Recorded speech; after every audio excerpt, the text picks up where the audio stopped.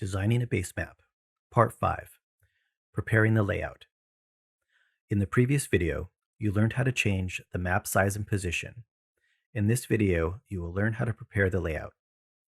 Before delving into the cartographic design of the San Francisco Basemap, it is essential to understand its relationship and placement relative to the other elements on the poster.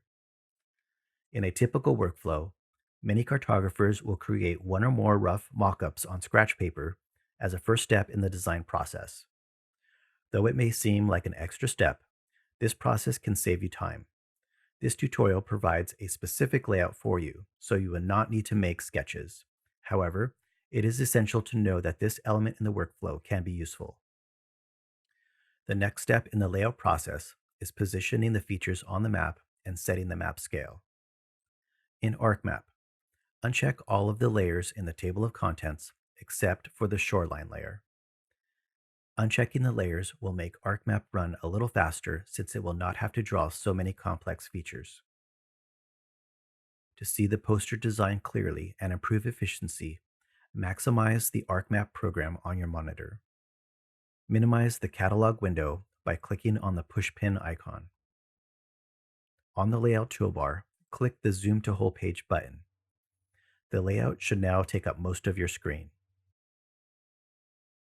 In the next few steps, you use the tools from the Standard toolbar, the Tools toolbar, and the Layout toolbar to set the map extent and position the city of San Francisco within the data frame. Using the Zoom In and Zoom Out tools on the Tools toolbar, zoom into the city of San Francisco so that it is visible within the data frame. Do not worry about any of the islands for now. A representative fraction is the ratio between the map distance and the ground distance and determines the scale for the map. You will learn more about representative fractions and map scale in a later chapter. For now, enter 1:40,000 for the RF on the Standard toolbar. Use the Zoom In tool on the Layout toolbar and zoom into a space on the page just under the data frame. Be careful not to use the wrong zoom tool, or you will change the map scale. On the Tools toolbar, use the Pan tool to move the shoreline layer to the bottom center of the data frame. The goal is to try to cover up where the data ends. You want to give the impression that the land continues south beyond the map. When done, use the Zoom to Whole Page tool to view the entire poster. Create a spatial bookmark. A bookmark is an easy way to save the map scale and position information if you accidentally move the map while you work. From the main menu across the top, select Bookmarks. Then choose Create Bookmark. Name the bookmark City of San Francisco.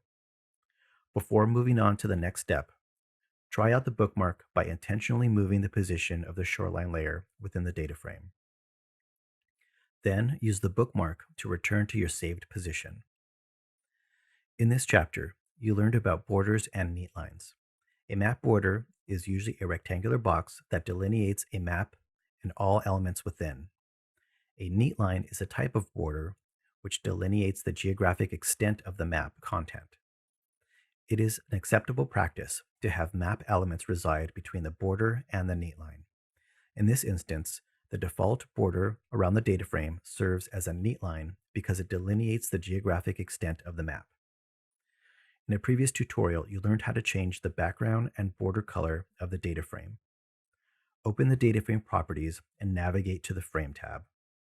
Change the border to a thickness of 4.0 and choose a border color.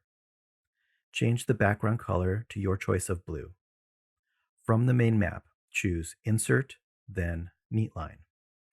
When the Neat Line window opens, click the radio button next to Place Inside Margins. Change the gap to 0.